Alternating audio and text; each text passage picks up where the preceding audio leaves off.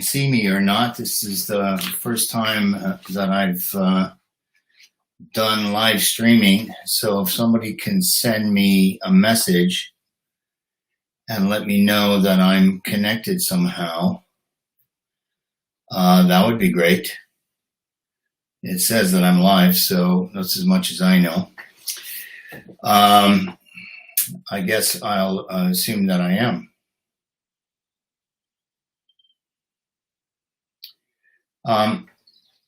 Today, the title of my talk is Dharma versus Dominance.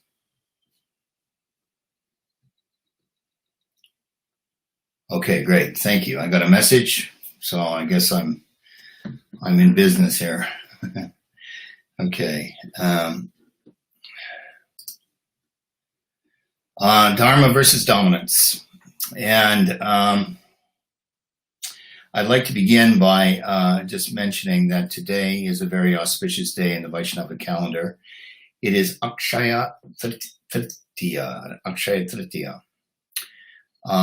So what is it known for? Chandan Yatra starts on this day, and Chandan Yatra is the offering of sandalwood to Sri Krishna. That's Krishna behind me. Oops, wrong side. There, and Radha there, his divine consort.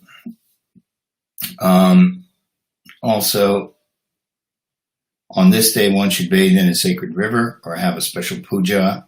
A puja is worshipping offering articles to Krishna, such as deep, a lamp, a flame, or prasad, or food, or incense, or whatever you might want to offer. And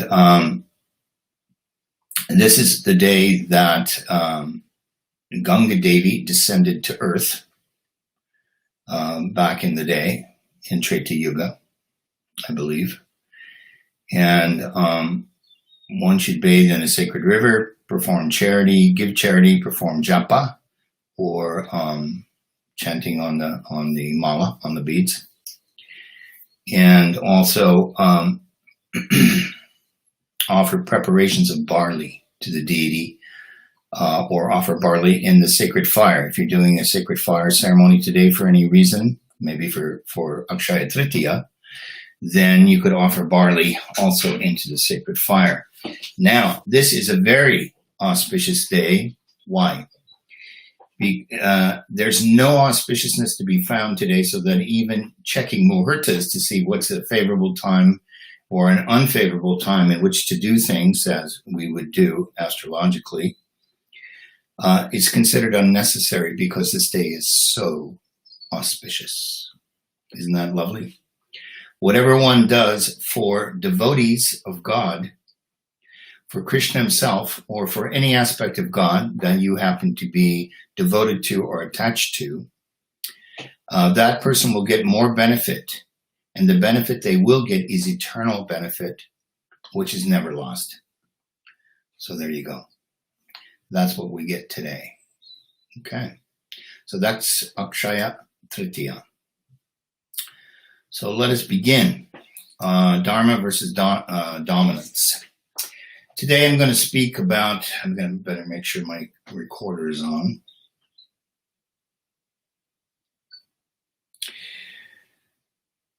Dharma versus dominance. Om Jnana Timarandasya Gyananjana Shalakaya Chakshurun Militam Yena Tasmai Shri Gurave Namaha.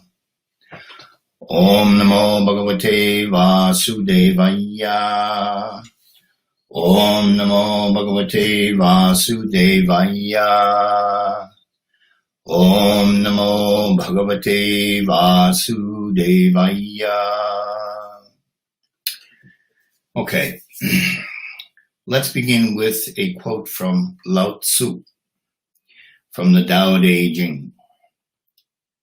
Lao Tzu said many, many moons ago, "Do you wish to grasp the world and do with it what you want? The world is a sacred vessel which must not be tampered with or grabbed." To tamper with it is to spoil it. To grasp it is to lose it. So there's the Tao approach to our position in the world. So today I'd like to talk about the Ramayana, the story of Lord Rama, Ramachandra, and look at Dharma versus dominance from that point of view. In the Ramayana, we have three sets of brothers. We have, on the one hand, Ram and Bharat. We have Ram and Lakshman. That's the first set. The second set is Vali or Bali and Sugriva.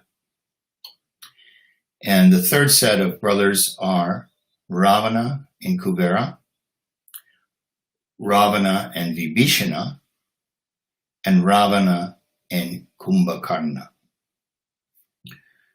So let us begin by looking at Ram and Bharata. Ram was due to be crowned king of the kingdom of Ayodhya. This was meant to be his coronation day. But without getting into the full details of the story, something happened, and he was not to be crowned that day because his stepmother asked for two boons or favors that were promised her by Ram's father, the king, Dasharatha, and asked for them that day, the night before. And she asked that her son be crowned king, which is Bharata, and that Ram not be crowned king. Furthermore, the second boon, that he should be sent to the forest into exile for 14 years. Everybody loved Ram. The whole kingdom loved Ram. He was a just and righteous character, a man of virtue. So Ram gave up the claim to the throne and went into exile for the next 14 years. Bharata, who was meant to be crowned king, the son of Kaikeyi, the stepmother, wasn't even there. He was off in another kingdom visiting his grandfather. So he didn't know anything about it at the time. But anyway, he was meant to be crowned king. So how does Ram take this news? He does so without remorse, regret, or resentment. How would we feel if we were in that position? I'd say there'd be a lot of remorse, a lot of regret, a lot of resentment, and a lot of anger, and some very loud words. When Bharata comes back and finds out that Ram's been exiled to the forest, he can't believe it. So he refuses to accept the crown and kingdom obtained through his mother's guile and her intrigue.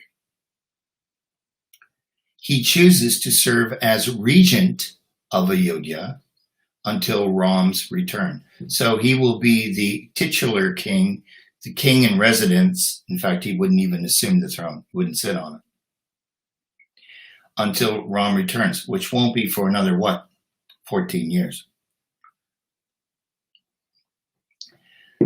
Lakshman, their younger brother, who was particularly attached to Ram, chose to follow Ram into the forest to offer his company, his protection, and to share in his suffering. This was a loyal, true, and loving brother, Lakshman to Ram. So now let's take a look at the next group of brothers, Vali and Sugriva. Vali and Sugriva are Vanaras. Vanara comes from the word Vana, which means forest, and Nara is a man, forest man. Well, a forest man's a monkey on the one hand, but this was Treta Yuga. The current age we're living in, the current Yuga, is Kali Yuga. This is the Iron Age, the age of conflict and hypocrisy. And this is the winter of the 4 ages of the universe. Treta Yuga was a more enlightened time, but there were still some demoniac or dark or negative characters around at the time. Anyway, in those days, in Treta Yuga, these Vanaras could speak, not like monkeys today, and they had many other qualities that the current crop of monkeys would not have. So Vali and Sugriva were due to take their father's throne and share it when their father died. And there was a misunderstanding, and in that Vali thought that Sugriva was trying to do something treacherous behind his back. Vali was far more powerful than Sugriva. So what he did after this misunderstanding, Vali was convinced that Sugriva wanted the throne for himself, and in anger he drove Sugriva away, ruling out all possibility of reconciliation. That's what he did. So he falsely assumed the throne of their kingdom was called Kishkinda. Now let's look at the third set of brothers, Ravan and Kuvera.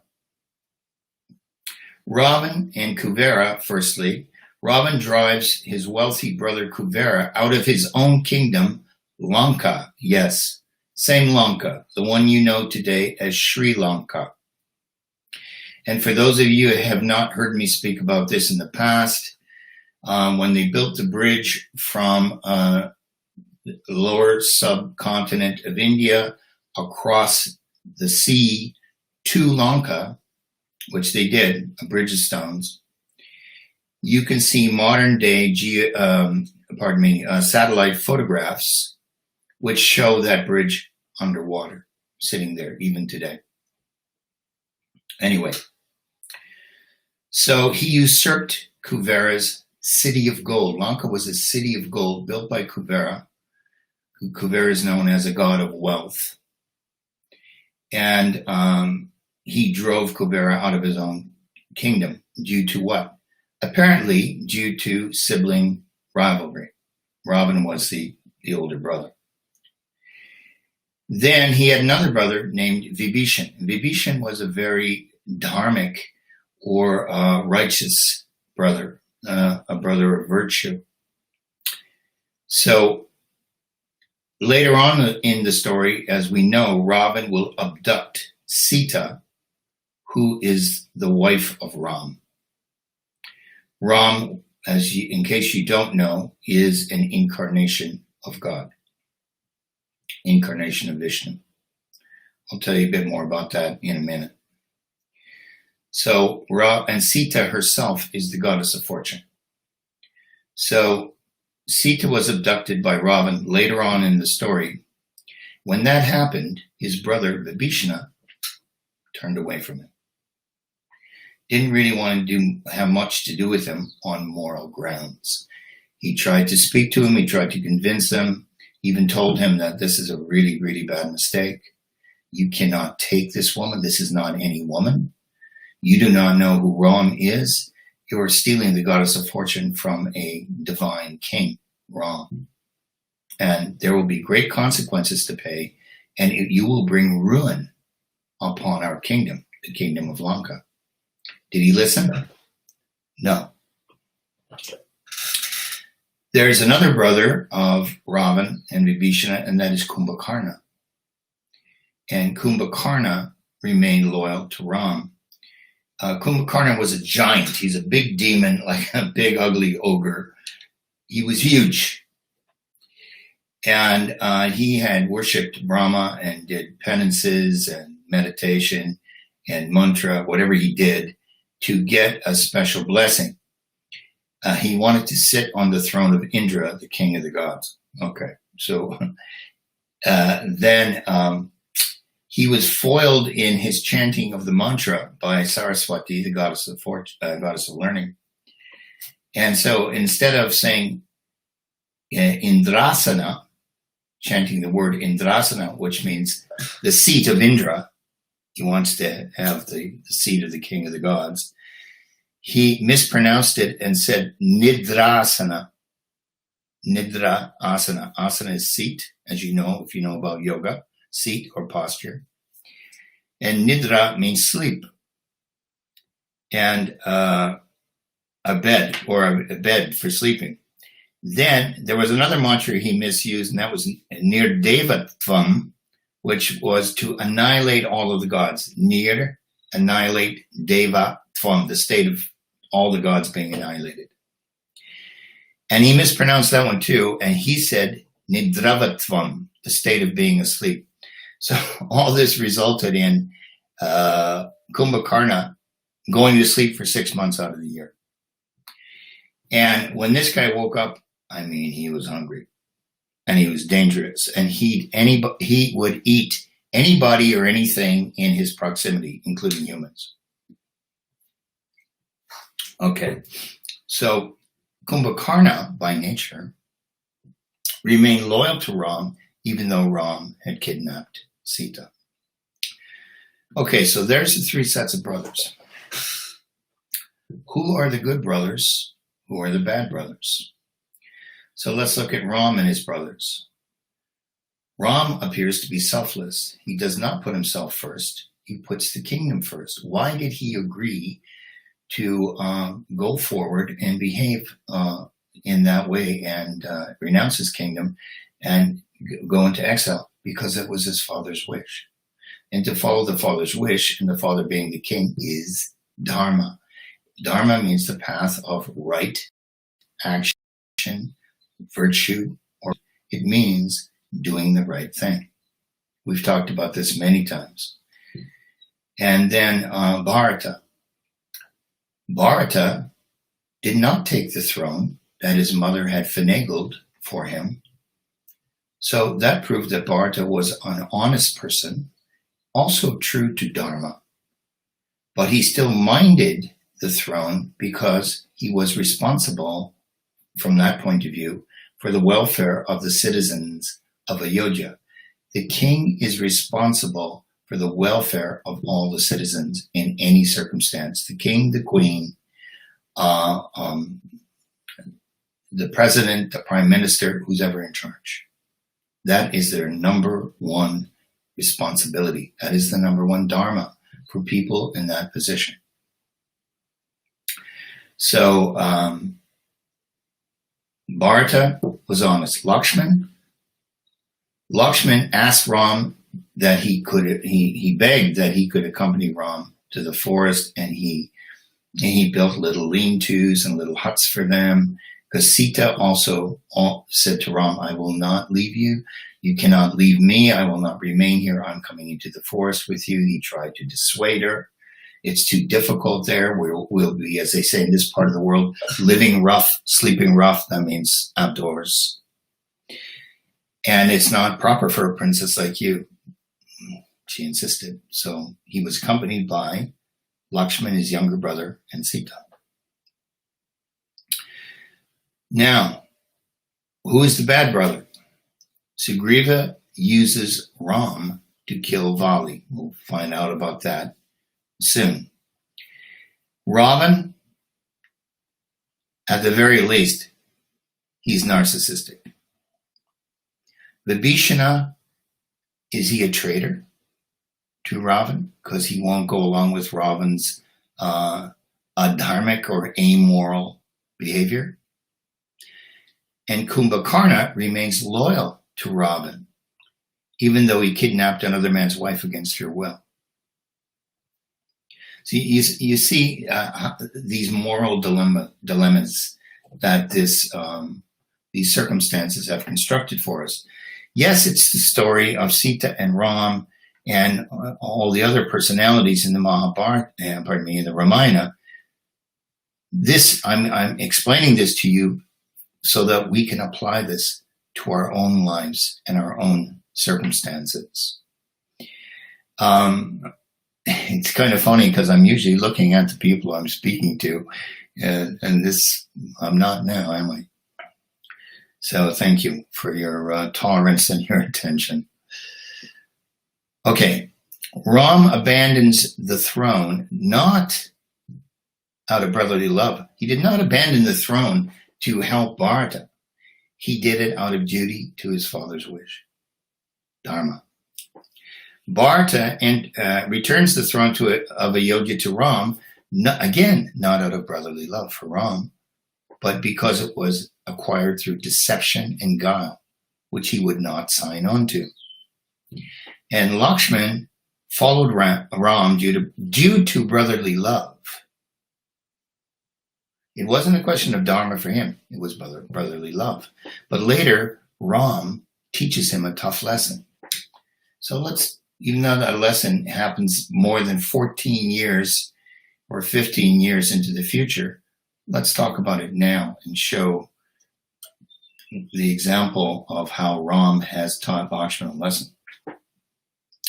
So this is now 14, 15 years later, whenever it was, and Ram had returned to Ayodhya and was sitting in his rightful place on the throne. So one day in Ayodhya, Ram tells Lakshman that not to let anyone enter his chambers or his court, whatever it was, because he is going to be giving a private audience to Kala, the god of time. And Lakshman says, "My lord," since Ram's the king, he says, "I will guard your door and I will kill anyone who tries to disturb you." Wow, it's quite a statement. That's quite an oath he's just swore. So Durvasa Muni arrives. Well, if you know anything about Durvasa Muni, a Muni is a sage. Durvasa was a Kshatriya, a warrior prince. He was the same category of society, social category, as Ram and Lakshman, being princes and regents and people who managed the kingdom. That's what he had been by birth. But he gave all that up and he went to the forest and he practiced austerities and penances and personal privations so that he could develop yoga siddhis, yogic powers, and raise himself up to a Brahman level. Well, he did that. He achieved that, but the impatience, the willfulness, and the quick-to-anger nature of the Kshatriya never left him. So he was a little different than most of the sages. Anyway, so Durvasa Muni arrives. When Durvasa Muni usually travels with his disciples, well, you're thinking, what, 5 or 6 or 2 or 3? No, thousands. He's usually got an entourage of thousands, more than these leaders nowadays. Anyway, they don't talk much about his entourage, but he arrives, he demands an immediate audience with Ram. Knock on the door, tell Ram that Durvasa Muni's here. I must see him immediately. Well, you know who's in there. Lakshman explains that Ram cannot be disturbed since he's with Kala, the god of time. True to his impatient and wrathful nature, Durvasa says, if I don't see the king of Ayodhya immediately, I will curse this kingdom with drought and misfortune. You know, this guy's got a fuse about this short, I dare say. So Lakshman must then decide whether love and obedience for his brother Ram matters more than the duty to protect the kingdom, which is the duty of the royal family, in this case, Ram and himself. He concludes, rightfully, that the duty to protect the kingdom is more important than the duty to the brother. So he knocks and opens the door and announces Durvasa, my lord, Durvasa Muni. He looks up at Ram, but first of all, he realizes that this was a test, because he has sworn that he's going to kill the first person that disturbs him. Well, that means he's going to have to kill himself. So as he's realizing this, he looks into the chamber And Ram's alone. Kala's not there. He looks back at Durvasa. Durvasa's gone. So this is a test that Ram arranged for Lakshman. So Lakshman realizes that this is Ram's test to show him that dharma and duty to kingdom matters more than brotherly love and obedience. There's a statement in the Vedas that describes a true friend. A true friend is one who guides you to the performance of dharma or good conduct and steers you away from adharma or actions that engender negative karma. That's a true friend. So that's how you know. Okay, now let's look at what is dharma.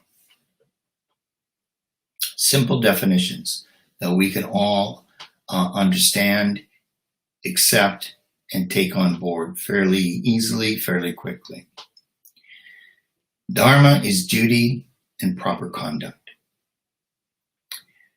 Fundamentally, dharma is what distinguishes man from the animals. It makes us human. Most animals and some humans subscribe to the law of the jungle. The law of the jungle states that might is right.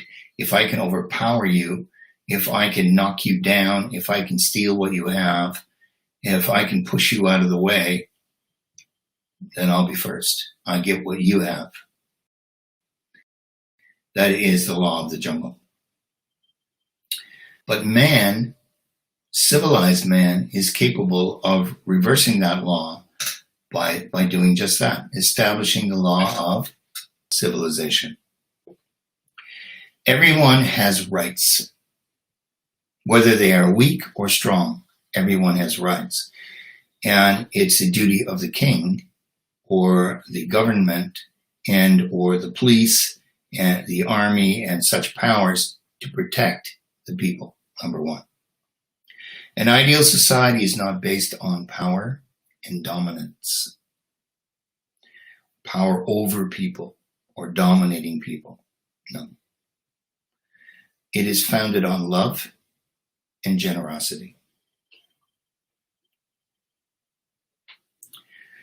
Okay, now let's explain a bit more of the story between Vali and Sugriva.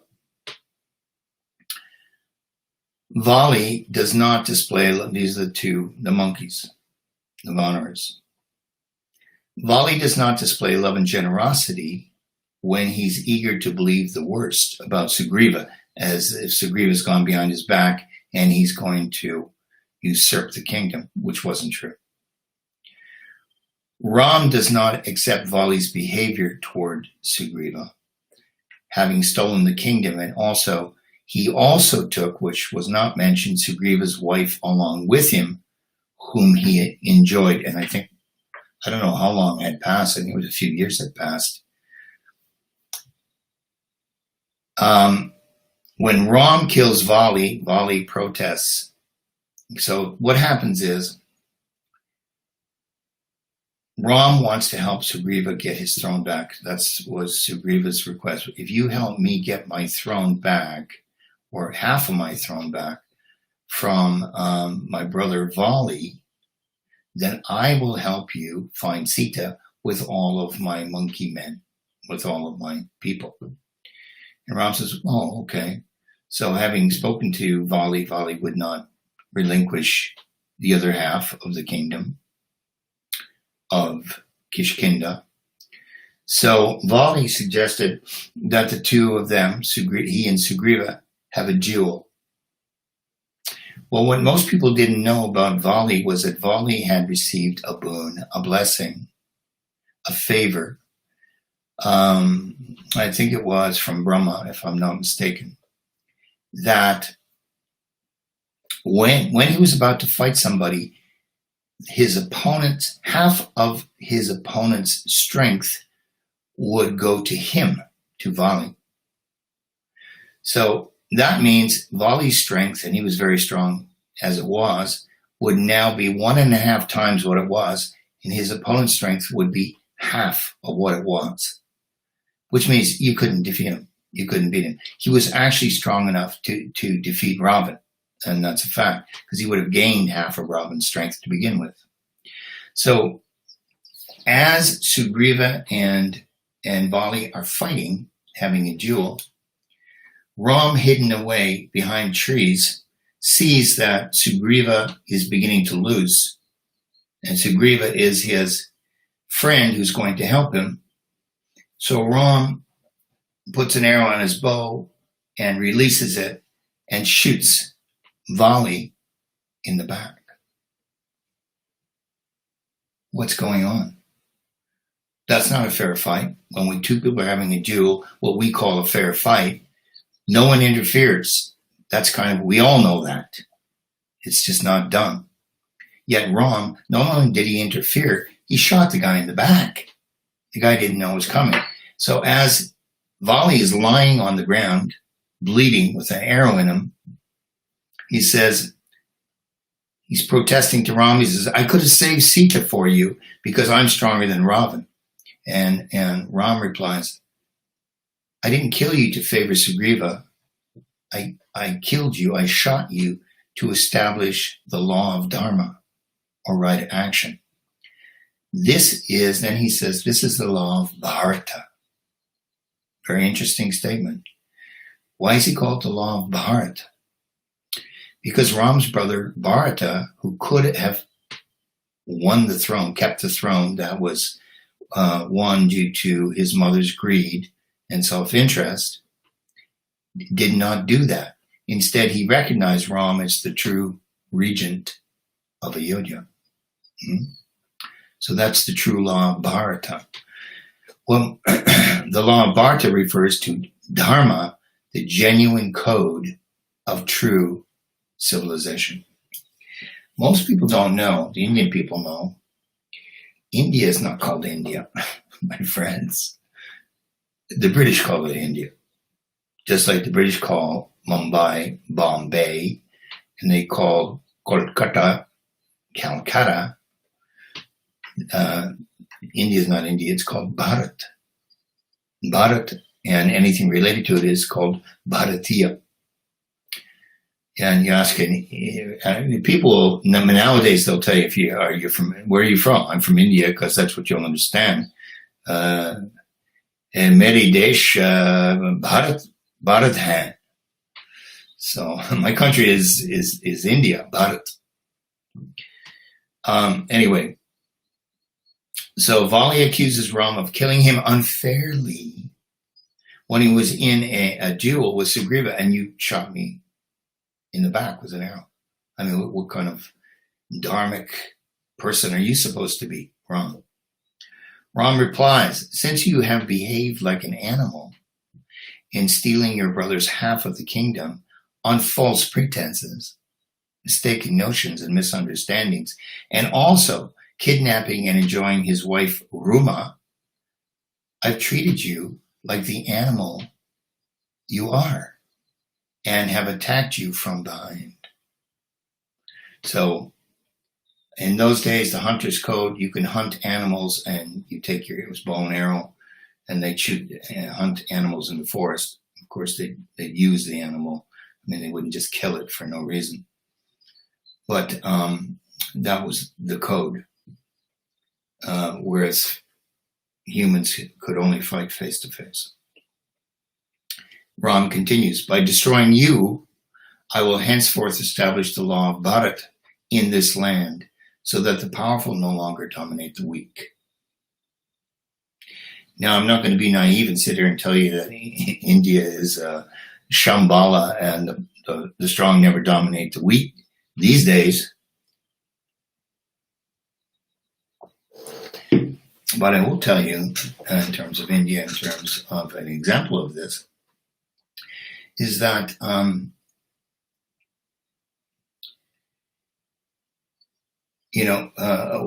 look at India historically, because India's, if not the oldest, one of the oldest countries, but even in our recent history that we know about, Tell me all of the countries that India invaded and tried to force into accepting Sanatan Dharma, Indian religion. Sanatan Dharma is the true name of Hinduism, not Hinduism. Sanatan Dharma, which means eternal Dharma, eternal virtue. Well, my friends, India never invaded anybody. Never, historically. They traveled all over the world, but they never invaded. The Indians will invade you by writing code these days. They're the sharpest engineers on the planet. They're among the sharpest people on the planet. They're among the most intelligent. And, no, I'm not married to an Indian woman, okay? I just happen to know this because I've studied. Okay, so move on. Let's move on to Ravan. Although highly educated Brahmin by birth and by nature, he is. He's a highly educated Brahmin. He knows all kinds of stuff. He does not ascribe to Dharma when he drives his own brother Kubera out of Lanka and steals his throne. He resorts to force and dominance again when he abducts Ram's wife Sita. The concept of loyalty for Ravan has nothing to do with loyalty whatsoever. It is about the rejection of Dharma. That's what motivates him.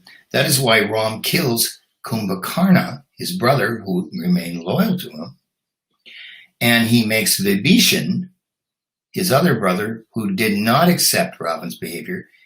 Ram crowns him king of Lanka. What is done, and Ram has won the battle and killed Ravan. By destroying Vali and Ravan, Ram destroys the animal instinct of dominance. Just think about that for a minute, my friends. Trying to dominate others to get the best of them to their detriment. I'm not talking about a wrestling match.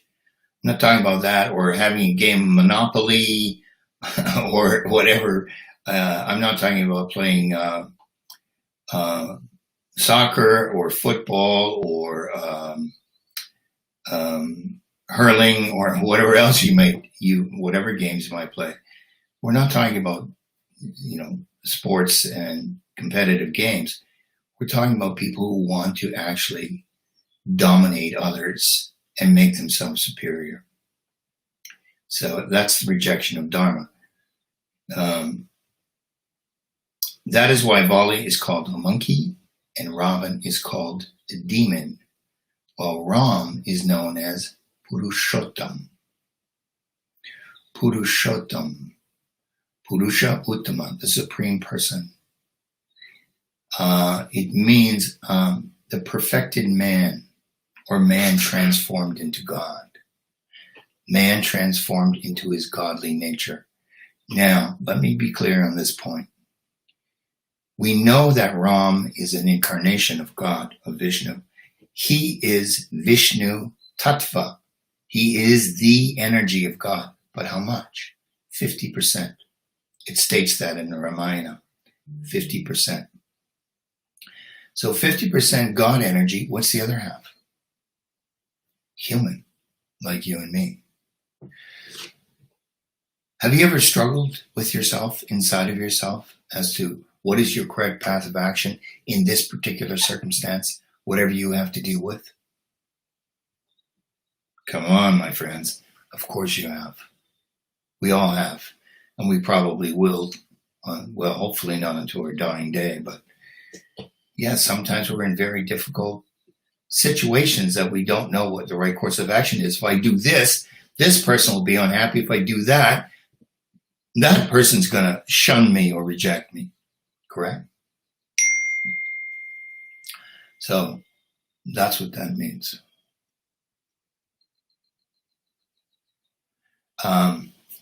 Somebody just texted me there.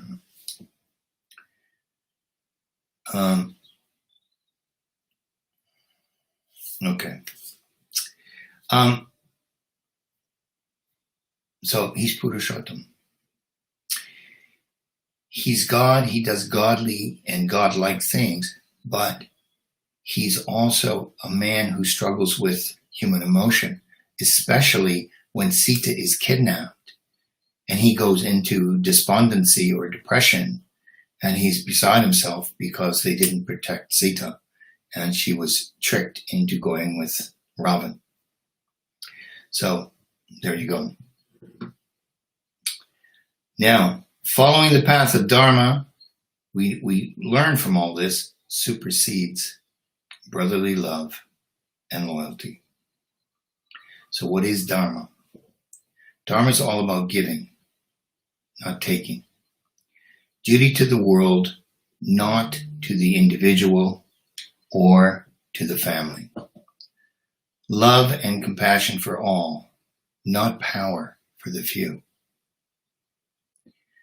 Affection, not dominance.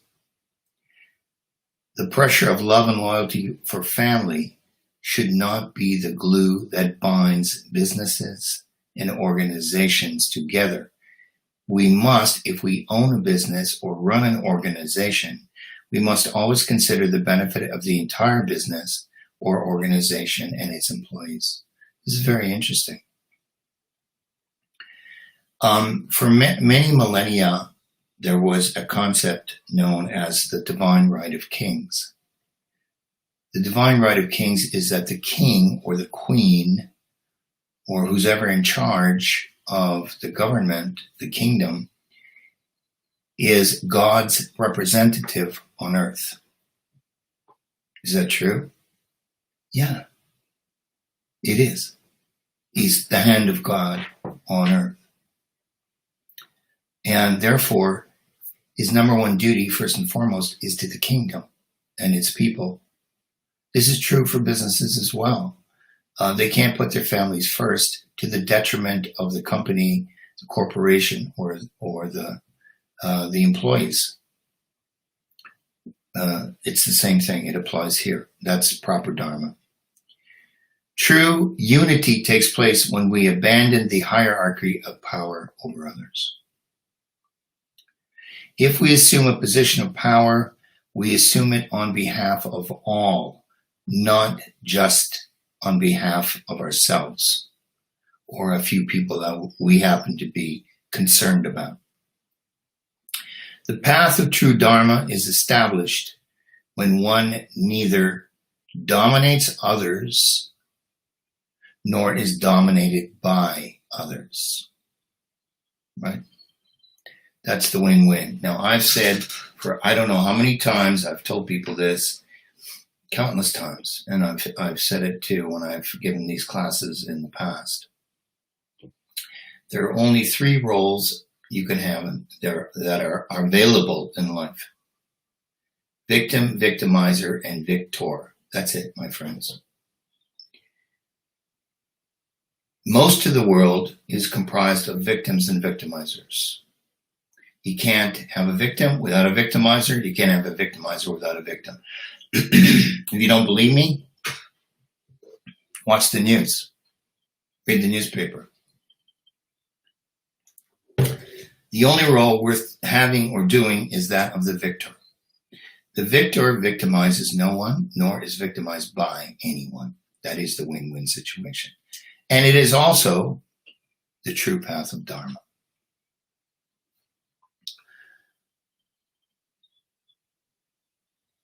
Let's just conclude this by saying a couple more things about Ravan. Ravan, although a devotee of Lord Shiva, which he was, he did penances and austerities and received his boons and his benedictions to become the most powerful demon, on the face of the earth. Maybe it extended further, I can't remember, but certainly on the face of the earth.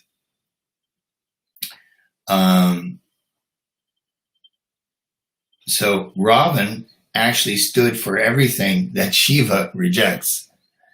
Shiva is a manifestation of the Godhead. Ravan was attached to worldly possessions, and Shiva, as we all know, is very renounced. He's the Yogaraj. He's the king of the yogis. He's very renounced. And he's the king of the Yati. He's also Yatiraj, the king of the renunciates. Ravan always wanted what others had. Motivated by what, my friends? Envy. What are the examples?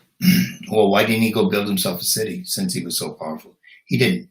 He usurped the city of gold and drove his brother Kuvera out, who had built it. That's envy. Why did he abduct Sita? Also envy. The ostensible reason for that was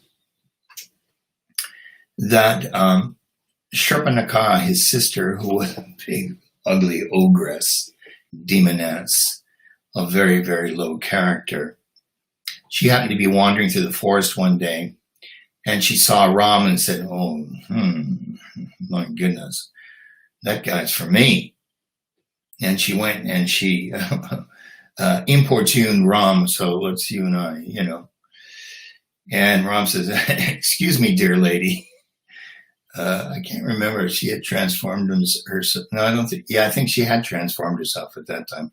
She could shapeshift and transform herself into a beauty, which she wasn't.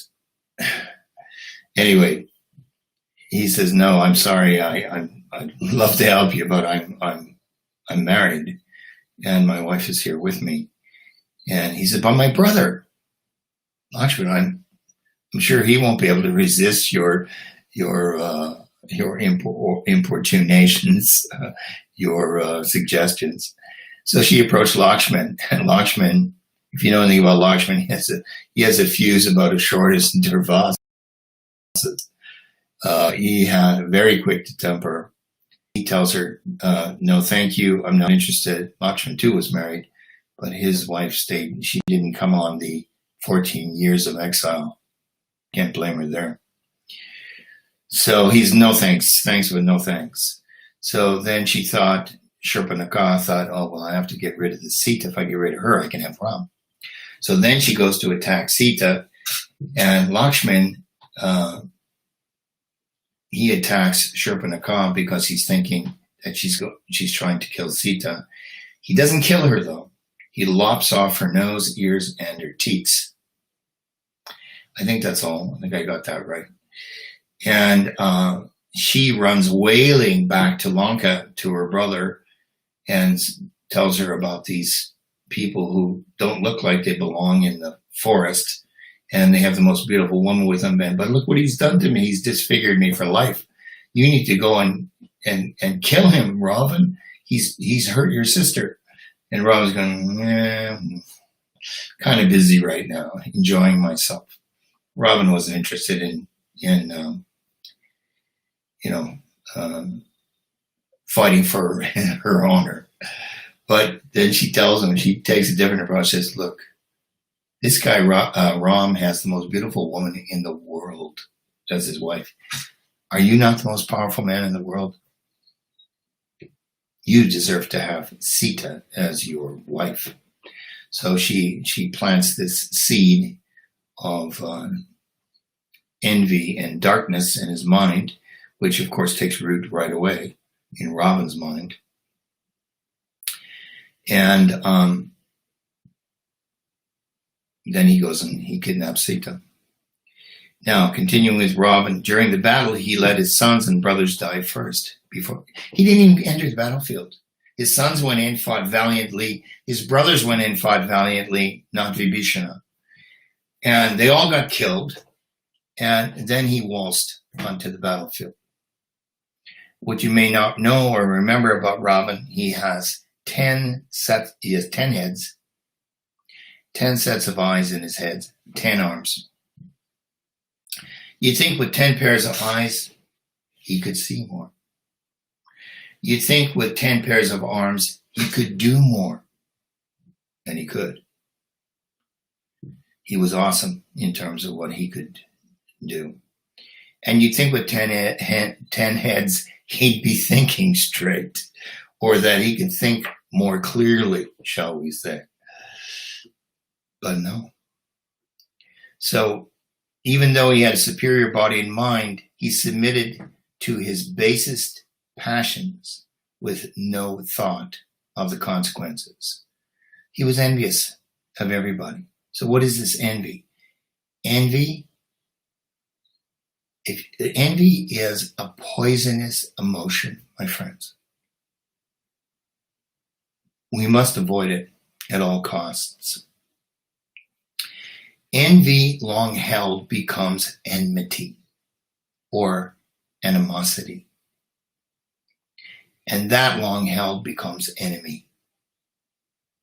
When this person then becomes my enemy. Oh, that guy, I don't like that guy. Oh, you don't like him? Oh, why? What's wrong with him? I don't know, I just don't like him. Well, did he do something to you? Did he say something to you? No. Well, then why did you like him? I don't know, I don't like the guy. That's envy,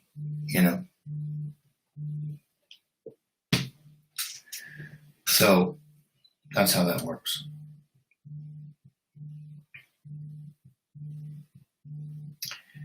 Somebody's trying to call me there. Sorry, it's disturbing me. Years ago, some guy called me up and said, I just got off the phone with so-and-so. You know that guy? I said, yeah, well, I know who he is. I met him once briefly. And that was it. And I don't know anything about him. He says, well, I just got off the phone with him, and he badmouthed you for half an hour. I said, oh, I don't even know the man. Oh, he had nothing but bad things to say about you. I said, oh, okay. He happened to do the same thing as me, Vedic astrology. And so then he said, I'm getting a lot of calls now. I don't quite know why here. And then he said, well, do you want to hear what he had to say? No, not even remotely interested. So why would I? Why would I want to listen to somebody who's saying negative things about me, whom I don't even know? It's not important. We don't want to hear that stuff, my friends. We don't want to take that stuff on from somebody whom we know is envious. Okay? All right. Let's wrap it up. We are at a time of great change and upheaval in our lives.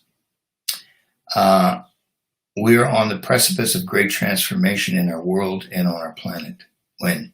Now, 2020, 2021. It is time for the outdated, corrupt, power-hungry old guard to be replaced. The old structures, financial systems, calcified corporations, and corrupt political leaders need to be replaced. We need to walk the path of Dharma like never before and free ourselves from people who try to dominate us, people and organizations and systems who try to dominate us and reduce us and deny us our true path of fulfillment as human beings. There are three levels. There are gods, humans, and demons, according to Vedic astrology. Demons are those who manipulate, cheat, or cause the destruction of self or others. The higher level are humans who create and make things in the world, but virtually are interested in self, their own selves, perhaps their families. They don't hurt anybody, but they're self-interested. We need to evolve to the level of gods and help others and make a difference in the world and raise our consciousness and awareness. This is the time. I have put up, if you're interested, I have put up 3 videos. Vedic Astrological Outlook 2020 to 2021. You can access those if you wish. They're on my Facebook page. They're also on my YouTube channel. And see what I have to say about that. I hope this has been of value Dharma versus dominance. I don't know. It's the first time I've done this. Can I take questions or comments? Not sure how long this is supposed to go, but I'm figuring an hour. So I got a few minutes here. So I guess I'm just gonna, let's see here.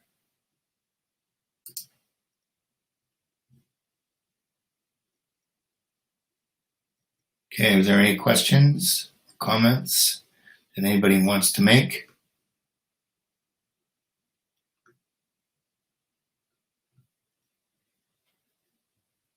Not sure how this works.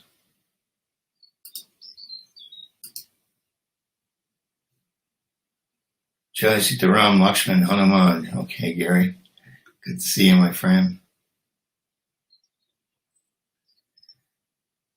Okay, well, I don't know how this works, and I don't know if anybody else is. I thank you for the messages that I can see, and you're very kind. So we'll see you next time. Hare Krishna. Jai Sitaram.